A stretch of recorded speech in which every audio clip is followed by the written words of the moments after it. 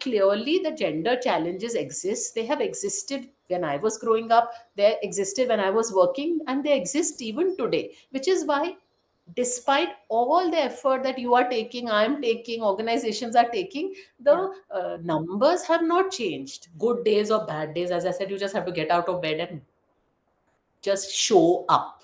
Hmm. Show Hmm. up in your life. You can't check out of your life. You can't say, I'll be, now I'm just, everything is so negative, I'm checked out, I will just be lying in my bed. You have to get up and show up at work, even if it's the, you know, worst phase of the business. You have to show up and land up. If I look back, I would also have had the same amount of success or failure as anybody else would have. But if I look back and say, oh, largely I was successful, Yeah. then I'm sort of manifesting, and then my next part of life is also going to be successful. But if I Right. look back at the same trajectory and only look at those black points, I say, oh my God, I was largely a failure. I'm manifesting failure only, na? Correct. Correct. Hi, Apurva, and welcome to the About Her show, a show where we get trailblazing women to share the story of their lives with us, to tell us about their successes, failures, challenges, ups and downs, all of it. And this way, not only do they get to talk about themselves, but they also help us to inspire other women who are listening in. Women who have dreams, ambitions, goals, but for some reason are not able to pursue them. And along with women, we also get men on the show, men who champion such women, because we believe that for a truly gender inclusive world, men and women need to be allies in this journey. So, a very, very warm welcome to you. And before I dive in, I must say that it's an absolute pleasure to have you on the show. I started this podcast last year, and ever since that, I mean, my eyes have been kind of, focused that I need to get Apurva on the show because what you do and what we do, it, resonates, all about gender diversity and leadership and role of women. So I was really, really keen to get you, and I am so, so happy. So again, a very, very warm welcome to you. Thank you, Sangeeta. It's a pleasure to be here. Thank you. All right, so let's just dive in. And if you could tell us a little bit about your early life, your childhood, and if you think that any of those experiences helped you become the person that you are today. And of course, leading into your corporate journey and now, of course, your own venture. So, Sangeeta, we all had a nice, happy, middle class upbringing. Mhm. It's only with the benefit of hindsight do you see the impact your childhood had on your later life. And I Yeah. think two things really stand out for me. One is that, we were all brought up in a very secular environment. So, my father was a government servant. He stayed in these colonies, the army colonies, the oil colonies, that type of world where there were people from all parts of the country. And I don't think we were ever, we even thought that, okay, ye Gujarati hai, ye Punjabi hai, ye Maharashtrian hai. We were all just part of the ONGC family. And Mhm. you transferred together in different parts of the country, you lived together. So I see today that a lot of influences in our family, Mhm. my mother, my sister, a lot of our influences are pretty pan India influences, which is a Mhm. very good way to grow. And I thought it helped me a lot in my later life when I was running Radio City, for example, where we had stations in the south of India, in the north of India, in the northeast of India, and one could understand the culture and therefore give interesting inputs to the programming and content team, because I understood the Chennai culture vis-a-vis the Bombay culture vis-a-vis the Delhi culture. So I Mhm. think that was one part clearly that sort of mattered then and mattered later on in life. I Mhm. think the other part was that education is all important. Yeah. Yeah. So I think it's just not what you study, but the fact that focus on education teaches you other attributes like discipline and hard work and having a calendar and doing things in a scheduled manner. I think Correct. those things come of great use, because if you've had that very casual kind of upbringing as a child, I don't think you can become disciplined when you are 30. No, you cannot. So so that very disciplined, hard work matters, education matters kind of value system that we were all taught, I Mhm. believe has really helped me in later life. I can so relate to it because at that point when your parents were trying to tell you that you have to follow this schedule or timetable or things like that, we pretty much protested like maybe our children also did. But like you said, it's only later in life you realize that that's a solid foundation that you've got, and that keeps you in good stead later on. So as I Absolutely. love to say that you understand life only backwards. You live it forwards. Yes. When you look Yes. back, that's when you understand. So yeah, so that's true. So tell me, as you were growing up, and then later on also when you were part of the corporate world, I'm sure there must have been challenges along the way which kind of, created hurdles for you. So if you could tell us a little bit about some of those challenges, and also if you feel if some of those were gender related. So I think, of course, all of us face challenges as we grow up. You come into the corporate world. The corporate world itself was nascent. One didn't have mentors or supporters or any other family who was really in the corporate world. So you Hmm. had to sort of make your own mark, and there was nobody giving you a leg up. And Yeah. as a consequence, a lot of you had to go through the drudgery. So when people look at me today and they turn around and say, do you even understand the challenges of the youngsters? Or I said, listen, I have traveled by train through my uh, life, through my 9 months of pregnancy, Hmm. worked, come back home, cooked. Today you see the fancy cars and the ease of living, but one has gone through all that hard hard Work. part of your life, and I very much understand. So that's, but it also, uh, in a positive sense, it also gives you the confidence that I have done, I have worked hard for every little piece of the sky that I today have got in my control. So that is, I think, the challenge, hard work that a man and woman go through Hmm. regardless. Yeah.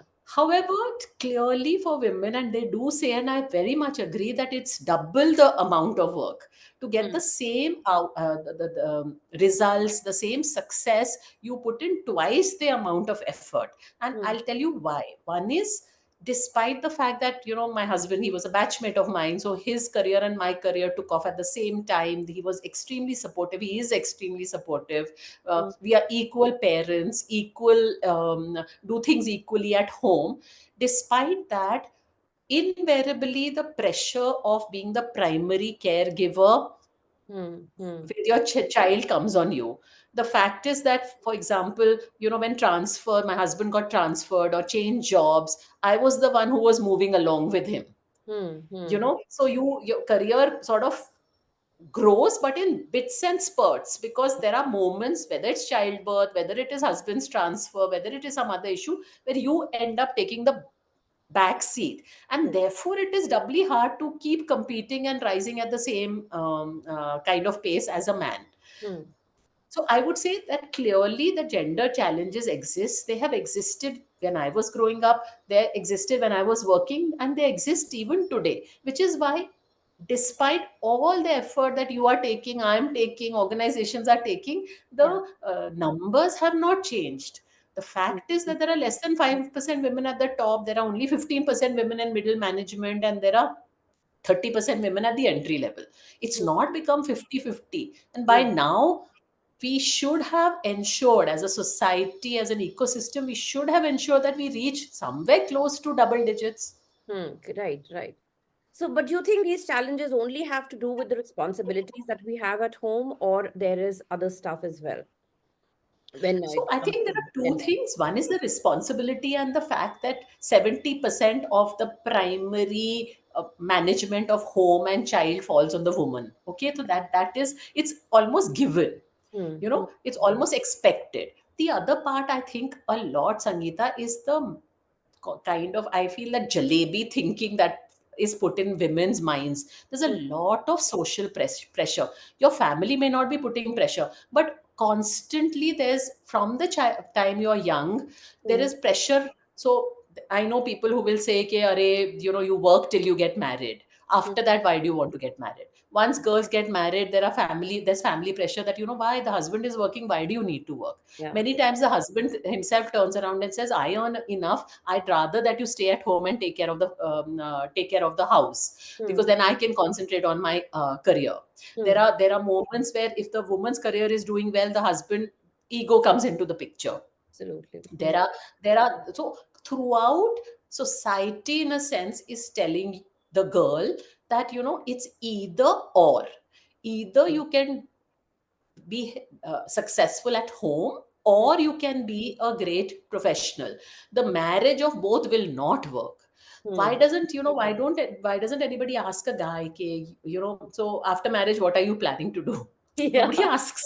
No, But no. everybody asks the girl this, because it's already been fed into her mind that, Yeah. Yeah. don't try to manage or balance both, they're not going to happen. So, in this context, I remember having read in one of your books that when women are, progressing or trying to progress, a woman does not only grow vertically, she grows horizontally, laterally, because it's not only your work, but it is you as, in terms of all the other roles that you play. And believe me, Apurva, that really, really influenced me, because sometimes when we are trying to grow professionally, we are competing with the men, and we are kind of, like we feel that, okay, why don't men have to face these responsibilities? Why only me? Why can't I be competing at an equal level? But it gave me, how should I say, a sense of acceptance. And along with that, it made me understand that it is not only growth is not only one ways.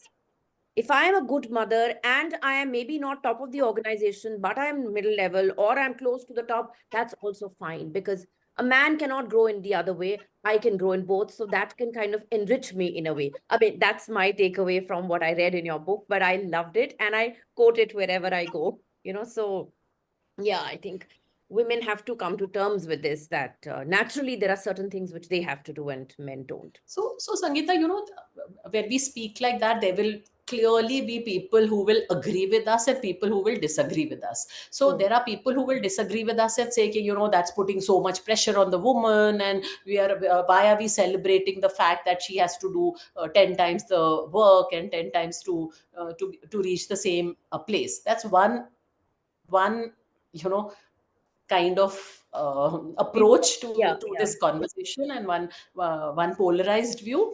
Hmm. I look at it quite positively. In fact, I look at it very positively, just as you have said. The Hmm. fact being that, yes, we have multiple roles to play. In fact, even men should encourage themselves to have multiple roles to play, Hmm. because Hmm. only when you have so many roles that you are playing, Hmm. without burning yourself out and without getting overstressed, you will enjoy different facets. And Right. it's not necessarily in life that everything does well. Sometimes your professional career may not be doing well, then you have your personal life which is giving you joy. Sometimes personal life is going through some challenges, then you have your professional career which will give you joy. So I feel we should revel in the fact that we are multi-dimensional, multi-skilled, multi-talented, and I would encourage men to also think like that. See, I think if they were to start thinking like that, then probably when men retire, they don't feel as though they are useless and redundant, because then they just don't know what to do with themselves. Whereas women Absolutely. have so much more. Yeah. Absolutely. This is such a valid point. And the age that we are at currently, I'm at, so my friends are 60, etc. And then I know for a fact the men who have had different roles that they have played, whether it could be keeping in touch with their sports, or keeping in touch with their hobbies, or being very involved in parenting and home management, they are quite happy with the next stage of their lives. It's Hmm. the men who have been so focused and such workaholics that suddenly when they retire, they don't know what to do. Right, right, right. Totally agree. Okay. So, Purva, if you were to look back on your life, would you be able to identify some people who played the role of mentors, or who were role models to you, or somebody who you aspired to be like? So I would say the biggest mentor role model has really been my mother, Sangeeta. So Okay. she was, as I said, my father was in government service. He used to keep getting transferred every 3 years. She is a very, very intelligent person who was doing her PhD, then couldn't finish her PhD, got married. So, and she always wanted to work. Now, Hmm. because of my father's transferable job, she couldn't have a steady career. But Hmm. wherever she went, she worked, and she sort of grilled it into us that, a career is equally important for a woman. Right. And as a consequence, when I started off, for me, this either or debate was never there. Okay. For me, it was always, I will do this and this. And I think that was the grounding. So, therefore, anything that came my way, whether I had to leave a job because my husband was getting transferred, or because I was facing some challenges at work, or because I needed to work doubly hard, I didn't think of it as, I mean, there was no option for me to run away. Okay. Hmm. And Hmm. and I think that grounding, my mother gave me, and that has sort of helped me throughout my life. So I would say she's been the biggest supporter, mentor, and somebody who's inspired, and even at this age of 81, 82, she's very positive. She's very much very involved in what's happening in my job, in my personal life, and very engaged with all of us, which keeps her young. And Yeah. so, I so can so I relate. really, Yeah, I can so relate to this because my mom was pretty much like this. I mean, she's no longer there, but this is how it was, I mean, it was like, it's a very natural thing. She would tell me, that there is no point having tons of money because people can take away that money, but that education which you get, nobody can take it away from you. And I just feel, I mean, after so many years also, yes, this is an asset which I have and nobody can take it away from me. So I think mothers play a very, very, how should I say, a critical role in, the lives of their daughters. I mean, the way they raise them and all that. All right. So, of course, you've been so successful in your corporate journey and, you've headed so many organizations and different kinds. So, if you were to share three tips for someone wanting to, make a name in the corporate world, what would be the three things that immediately come to your mind? so I think the first one I've already alluded to, which is that you can't give up. Life is all about perseverance. Life is about getting up every morning, whether it's been a good day the previous day or a bad day, getting up in the morning and sort of kicking yourself in the back and moving on. So I Hmm. think perseverance is the first thing that you can't give up. And no success, whether it's in a business or personal life or professional life or in a relationship, comes without investing every day in making things happen. So Hmm. I would say that's my first tip. The second tip I would just tell youngsters would be, a lot of, especially the newer generation, they don't take accountability for their actions. So things, they're sort of floating through life, and then things don't work out. It's always externalized. मेरी वजह से कुछ नहीं हुआ तो मैं क्या करूँ, मेरा बॉस खराब था, मैं क्या करूँ, मेरा environment, economy was not good, मैं क्या करूँ, there was COVID that happened. So nobody is accepting accountability. And the Hmm. moment you don't accept accountability for whatever's happening in your life, you will not be able to come out with a solution mindset. Correct. I Correct. feel the moment people say, yes, this is a mess that I'm in, I'm responsible for it, I can give solutions to it. Hmm. The Hmm. moment I externalize the mess, externalize if my relationship is not going well, not my fault, you'll Hmm. never come out with solutions. So True. having that, taking accountability for your actions, for things around you, is very, very important. I would Hmm. say these are two very, very important tips. And the third thing is, the constant evolution that one needs to go through. Hmm. you Hmm. know I again see a lot of people are stagnating today because they started, let's say, a job in media. They've Hmm. spent 20 years in media. They have not evolved. They are still stuck in that old way of working. Hmm. Hmm. Whereas, the world around us has changed so dramatically. True. True. Consumers have changed. We ourselves need to change. So, Hmm. one part is, of course, the functional evolution. The Yeah. other part, I think, very important, Sangeeta, is the evolution that we need to make as self. Yeah. So, I'll tell you that when, as a corporate leader to an entrepreneur, I Hmm. did it at the age of 55. Hmm. Now, one can turn around and say 55, I'm hardwired, I'm the boss of everything I see. So, this is where I want to remain.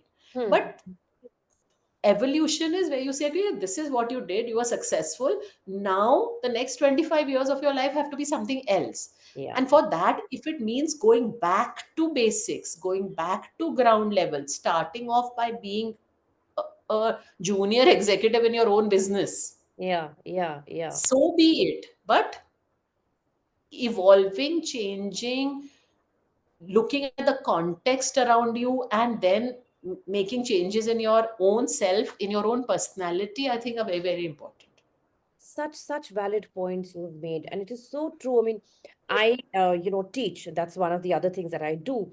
And you're so right. Accountability is not something which, this current generation wants to come even anywhere close to it. It's always about passing the buck. Okay, this didn't work out because of XYZ reasons. It was never about me. And not being able to follow through consistently, giving up in the middle, and also and a lot of people of our age also not wanting to change. They're so hardwired, they just don't want to, fixated in their minds that this is how I do it, this is how I will do it, but that's not the way to grow. So you made some very Yes. interesting observations here. All right. So, Purva, like, of course, we've been talking about it, but this continues to be the bane, I think, of every working woman largely, that is balancing the personal and the professional, sides.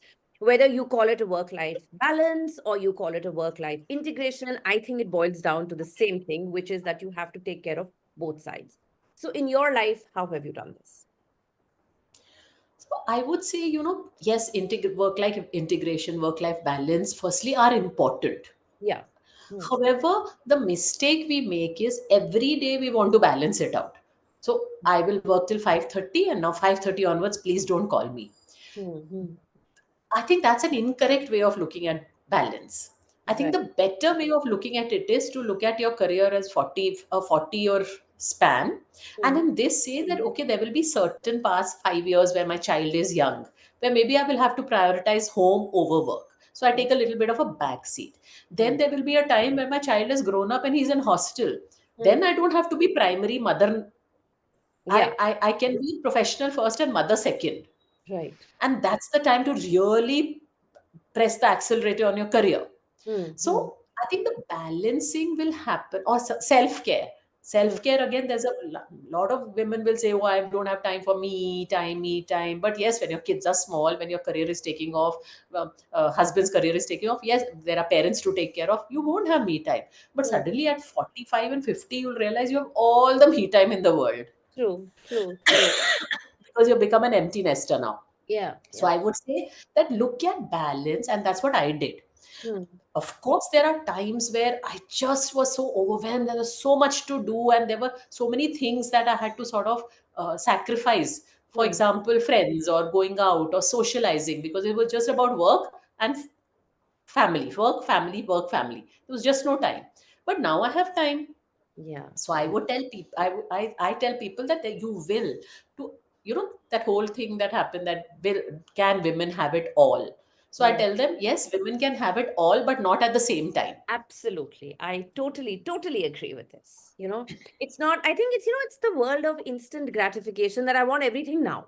That's not happening. Correct. Cannot. I mean, Correct. when you're 60, 70, 80, maybe that is the time when you should be able to look back and say, okay, I did everything in my life. I actually had it all. Exactly. But you can't have it Exactly. all, everything. It's not a candy that you can just go and buy from the store every day. So, yeah, so very, very well put. And yeah, I totally, totally agree with this. Like, they say you should know when to do what, right? Yes. So it's all about knowing that. Yes. Okay. Yes. Yes. So, Purva, setbacks, disappointments are a part and parcel of every human being's life. We go through so many of these kind of situations. So, how do you bounce back after facing, any kind of a challenge of that sort, whether it's personal or professional? Or how have you done that in the past? So I think there are two parts to it. One part of it is that there are people who are naturally more positive than, their positive meter Hmm, is between 6 and 10. And there are people whose positive meter is between 3 and 6. hmm, So the same things that you will face, two of us will behave depending on how we are naturally wired. That's hmm, one part. hmm, Having said that, so I feel I'm a little bit more on the positive side of the equation. Hmm. Having said that, of course there are setbacks that one faces. You get dejected, you get demotivated, you just get just so tired of fighting all the time. So Hmm. then, what one needs to do, I strongly feel, is that, one is that good days or bad days, as I said, you just have to get out of bed and just show up. Hmm. Show Hmm. up in your life. You can't check out of your life. You can't say, I'll be, now I'm just, everything is so negative, I'm checked out, I will just be lying in my bed. You have to get up and show up at work, even if it's the, you know worst phase of the business. You have to show up and land up there. And sometimes it's just about, keeping at it without applying too much. Oh, I'm feeling sad, I'm feeling unhappy, I'm feeling dejected. Just do it. Just do it. They say, I don't know, one of the old philosophers said that manners starts not with training, but manners starts with how you behave. So if you keep behaving in a particular, that default then becomes how you are as a person. Yeah, yeah, yeah. Behavior comes first, and then, Hmm. Hmm. you Hmm. know the so I think behavior, just showing up, doing doing what you're supposed to do. That's Hmm. one part. The other part is, over a period of time, and I read this and I totally agree with the statement, which says that positive people rephrase what happened to them in the past. Hmm. So let's Hmm. say, you remember only the good things, you remember the learnings, you don't remember the negatives of that particular Hmm. event, or that particular experience. You just remember what the good that you got out of it. Right, right, right. So that's, I So think, very true. Hmm. yeah, so I think rephrasing, and therefore, if I look back, I would also have had the same amount of success or failure as anybody else would have. But if I look back and say, oh, largely I was successful, Yeah, then I'm sort of manifesting, and then my next part of life is also going to be successful. But if I right. look back at the same trajectory and only look at those black points, I say, oh my God, I was largely a failure. I'm manifesting failure only, na? Correct, correct. So it's like, yeah, how you look at it, the positive aspect, same thing as glass being half full, half empty.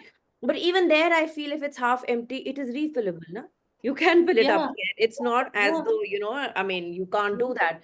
So I think it's your own attitude, the whole attitude towards life that actually determines how you face situations because everybody faces them happily, sadly. I mean, this is how it is going to be. Either you wallow in self pity or you learn to dance in the rain, whatever, you can do. absolutely, Uh, absolutely.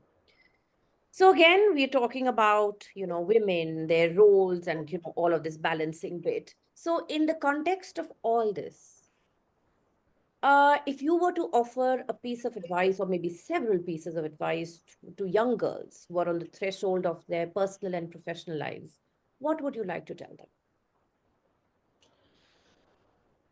So, one thing I would definitely tell young girls is that the only true independence is financial independence.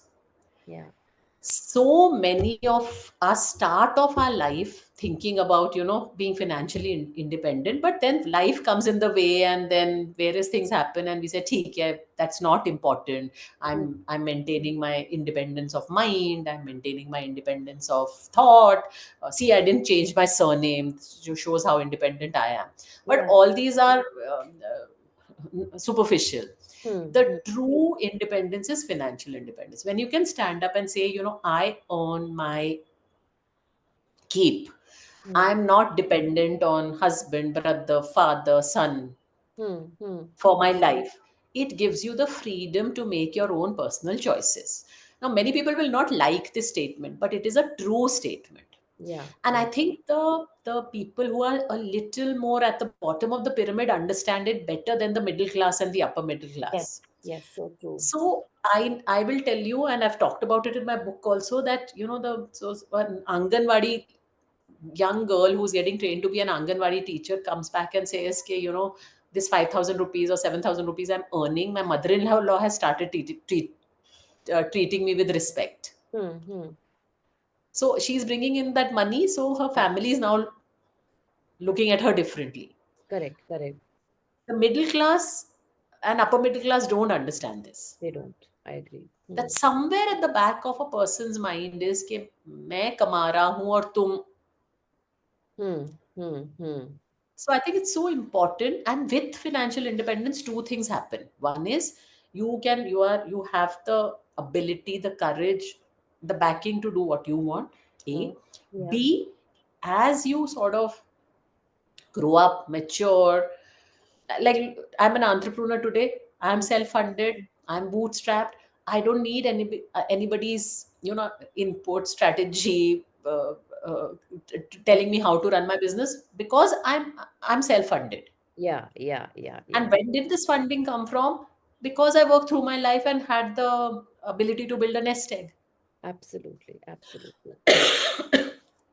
So I think very well put, because even I have seen this when you have these kind of conversations with people who are not there in the sense, a little less than maybe, the upper middle class or above that.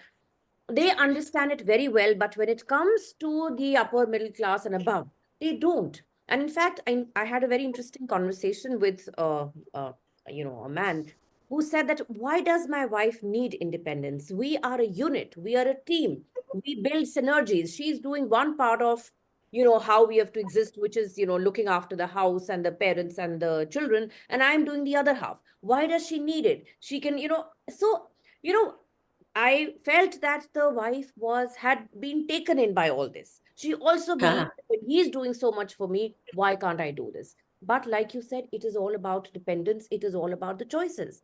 You can make those choices because you have that ability. And if you're letting someone else take control, then obviously you don't have. To True. which I would add one more point, Sangeeta, that okay, so I have no quarrel with this concept of a unit. So Hmm. yes, a husband and wife are a unit, and the husband says that I'm earning, and maybe my career will do better because I don't have to worry about the other part of my life. Hmm. Then you should be very clear that okay, then you should be able to say in a very mathematical manner, therefore 50% of my salary belongs to her and Ah. 50% of the salary is her, because we are a unit, na? Yeah, yeah, I yeah. wonder I how many agree. people will do that. Yes. I wonder how many people. You give you 50%, so you say okay, this is what you're earning. You are Hmm. also earning, but you are earning for being a homemaker, which also requires a lot of work. Of course. But then that should be paid, no? No, no one's going to do that. Ah, ah. Yeah, yeah. That's So so. let's take equality to that extent. Hmm. Then I have no quarrel with unit and all that. Yeah, yeah, yeah, yeah. So, Purva, of course, if we look around us, we find that women have made a lot of progress, as compared to the earlier times, maybe 10, 15, 20 years ago. And we see them in different walks of life, not only being there, but also making a name for themselves. But despite that, I know that there are still a number of biases that still exist. So, like maybe it's the pay parity, or it is the fact that the way they are treated by society. And some of these incidents in the recent, past have also highlighted how women are viewed. So, what do you have to say about it? What are some of these challenges that we continue to face? So I think we've talked about the challenges. We talked about the biases from the time. I mean, a girl has to struggle to be even born in the first place. Yeah, Then she has yeah. to struggle to be educated. Then she has to struggle to be given the correct nutrition. Then to grow up and have independence of thought, independence of making her own choices, who she marries, what she wears, what she studies. So Mm, throughout their life, women are facing challenges, and I mm, think the only way we can overcome all this is if society changes, if we bring up our sons and daughters differently. Otherwise, from childhood, we are bringing up our daughters to be lesser than what they are. You can't do this, you can't run fast, you can't go out of the house in the night, you can't dress like this, you can't talk like this, why are you laughing loudly, be sabhya, be lesser, minimize yourself, mm, so mm. that adapt, adjust. You'll get married and go into a particular household, you'll have to behave, you are the one who has to adjust and adapt. Yeah, So yeah. this is how we are bringing up our daughters, and we are bringing up our sons to be, you can do raja beta, be whatever you want, larger than life. You can achieve whatever you set out to do, and you own the earth. I think that has to change. How do we, as educators, as parents, as teachers, as society overall, how are we bringing up the 2-year-old, the 4-year-old, the 7-year-old boy and girl exactly alike. Yes, yes. Both by telling the girl that you can do whatever you want and telling the guy you can't do whatever you want. Right, right, I right. think only then society will change. And I think gender biases, if you see in personal lives and at different strata of society, they are different. At the bottom, we've talked about they're struggling to be even born. Nobody wants a girl child. Yeah, yeah. They're saying, okay, you don't, we will not educate you. The boy will get educated. We will not give you the better khana. The boy will get better Mhm. khana. Right, right. As they grow up, they are many times they are the ones who are working as staff in our house and promoters in stores, while the guys are taking it a bit easy because they've been told कि तुमको तो सब मिल जाएगा तुम्हारे हाथ में, तुमको कुछ करने की जरूरत नहीं है. So I think that's one kind of challenge and bias at the bottom of the pyramid. At the other end, in the middle class families, upper middle class, it's the whole, working. Why do you need to work? It is Hmm. not important. Right. It is not be a homemaker. So I think again, subduing them. In the corporate world, many a time we don't give the right opportunities to women, Hmm. even because we are coming from the mindset ki, oh, what's the point in training her, she'll get married and leave. Hmm. Because that's what has happened also, Yes, no? yes, yes, of To be course. fair, that's what's happened also. So then I don't blame the HR manager for always having this worry that what's the point of recruiting because they're going to leave. Then Hmm. at middle management, there are another set of challenges that women are growing, and I see a lot of that happening, that they've reached a particular level of competence, but because all the leaders at the top are male, Sangeeta, they are not, they see, it's a natural human bias to get people on the table who are like Yes, us. yes, So if yes. there are only men in the executive council, they don't want a woman in the executive They council. don't, they don't, If they there are don't. only men on the board, they don't want a woman on the board. Right, right. So because the woman is the other, she's a different She's person. different, yes, So yeah. it's only regulations and forcing, okay, boards should have a woman independent director. Only then are things slowly changing. Yeah, I agree. I agree. In fact, I'm pursuing my doctorate in this space, so gender diversity in corporate boards. So yeah, you see this because it is very easy to be with people like you who want somebody to Correct? come and challenge. That's a very, very natural, normal human tendency, So yeah, it has to really, I mean, you need to shake things up for them to change. Okay. So, in this entire scheme of things of trying to shake things up, what role do you think platforms like these or what you and I are doing, what role do you think they can play in helping, change the narrative? See, apart from the conversations, because the more the conversations come out in the public space, the more people become aware of the importance of diversity. I think that's one part. Yeah. The other part, I think, is, the importance of role models. What Mm, you are doing, for example, mm, you yourself are a role model, you're talking about this issue, you're bringing other men and women who are role models in the diversity agenda mm. onto a public platform. And I think, and there is enough and more research which showcases the fact that more than being told or more than reading about it, role models influence young girls positively. I agree. I agree. So I'll tell you an incident in my own organization. So, a young girl joined from another organization, and in that organization, there was not much of diversity at the senior level. There were only men. And Mm, here in my organization, 50% of our senior leadership were women. mm, So she told me one day that you don't need to propagate diversity just by the very fact that I see that there are so many women at the top. It's yeah, naturally giving me the cues that this is one place where I can also reach the top. yeah, yeah, yeah, yeah. I think that's so important. It's like action, speaking, louder than words. Louder than words. Because, Yeah. words are only words at the end of the day. But when you see the end result of those words in terms of action, that's what really inspires. So, yeah, I think, it's very, very important not only to have these conversations, but, to bring them out and that way inspire. Showcase. Hmm. So, Purva, if we look around us, and I think it's post-COVID largely, that there is, a lot of conversation happening around mental health. I mean, people are coming to accept it, and recognize that, yes, there are these kind of issues which earlier were probably brushed under the carpet. But again, men and women's mental health issues are different. We go through different kinds of challenges and whatever, we lead a different life altogether. So do you think that women's mental health issues are getting as much importance, if I may say that, as compared to men, or you think there isn't much of a difference? So I think I would say two things. One is in the health angle itself. We Hmm. all know that a lot of research that has happened in the last 50 to 100 years, a lot of evolution that, the pharmaceutical companies have made, or the health industry has made, most of the research has been done around men. Yeah, true. Hmm. And therefore the not even in the clinical trials, it's mostly been around men. Yeah, So yeah. what are the peculiar issues that women face have not been studied as much. So Hmm. that of course is a bias that already exists. Yeah. Okay. Hmm. Having said that, as far as mental health goes, somewhere I'm not too sure whether women, of course, issues are different for both men and women. I somewhere suspect that even men have it hard here, Yeah. because mental health as a concept, Hmm. the, is very difficult for the male to believe of himself or believe of other men.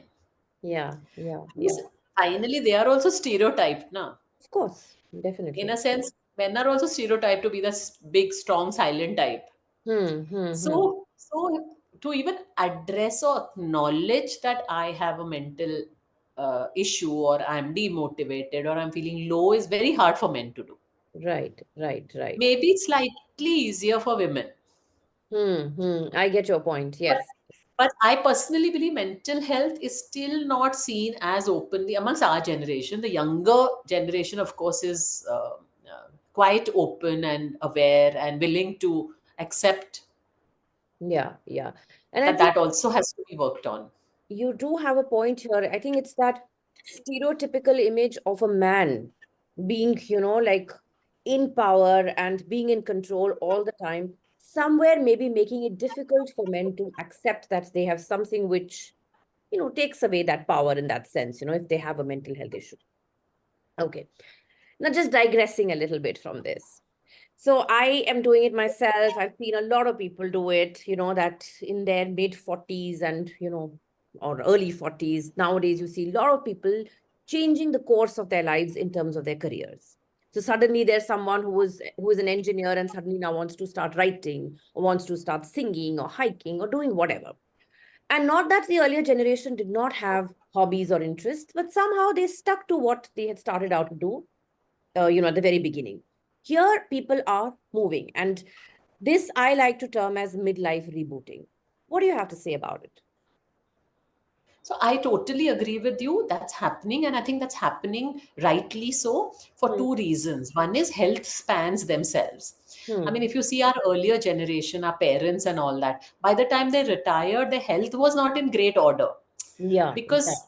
because nobody, I mean, of course science has evolved. They didn't concentrate as much as we do on our health. So I would say from a, whether it's mid 40s or mid 50s, health span is right up till 75, 80, and therefore the ability to be able to reboot, as you say, is Hmm. very much there. The other thing is also the financial backing. I Yes, think when we grew up to where we are today, the Hmm. kind of wealth that we have been able to accumulate gives us the flexibility to reboot. Yeah, yeah, I agree. So both these have helped, and both these have been the springboard in rebooting. And I would say that it is so important. It is, and I'm telling everybody, that as soon as you are coming closer to 50, you have to think about what will you do for the next 20 years, and you have to start laying the foundation between 45 and 50, what you will do for the next 20 years. True, true. I think this the financial aspect that you've said, that's a very, very critical point because to be able to look beyond your regular work, you need that comfort. I mean, I'm sitting in my home and I'm taken care of in that sense. Then I can explore and see. And of course, I think social media is playing a role in this because you get you know what's happening in the world around you. There's so much awareness, exposure. You get ideas and you can also do stuff. All right. So, Purva, the final question. Some future aspirations that you would like to share with us, something that you still want to do, you haven't been able to do. It could be anything related to personal or your professional life. So, as I said, that constant evolution is something I very strongly believe in. That every 25 years of your life, you have to be a very different person, and I Hmm. think I've done that. It was a challenge for me to do it, from being a CEO of a large company to starting my own entrepreneurship. But I think, and all the travels that come with, Hmm. suddenly starting off from scratch. So that transition I have made. Now I'm looking forward, to the entrepreneurship and the next 25 years of really being able to create social impact. That is one thing that I was always, very very clear about, that corporate world success in the corporate world is one part of my identity, but with all the resources, the knowledge, experience I have, is there some way I can help change some part of society? And therefore this whole venture that we have started, me and my son, is around social impact. And Great. that is really where I want to make a difference to 10 lakh women. And if I can do that by building Azol as a cooperative, as a community of women who are, sourcing great products from them, food products from them, and selling it to urban consumers, that's really what I'm looking forward to Okay. succeeding at. And I'm sure you will, because again, you have that purpose and you are going to be consistent about it. You're going to, and accountability, all those things that you spoke about, I think they hold true here also. So I think, and Yes. that's very, very important. And I'm sure. So all the best to you. And Thank you, here's to Sangeeta. many more such ventures. And so, Thank you. Purva, now the rapid fire round, 5 quick questions, 5 quick answers. Yeah, there we go. The Done. first one. What is your antidote for a bad day? A crime fiction book. Oh, all right. Okay. That's okay. Interesting. All right. The next one. Do you have a secret talent? I love knitting. Oh, really? Yes, Okay. That's I interesting. find it very meditative. Okay. That's good to know. I mean, not too many people knit nowadays, but yeah, that's very, very good to know. Okay. One word that describes your leadership style. Tough love. Hmm. I think that is so important. Yes. There has to be love, but it has to be tough. Okay. If you could become invisible for a day, what would you like to do? Oh shit, that is, having worked so hard all my life to be more visible. You are now telling me to be Invisible. invisible. Mm. Um,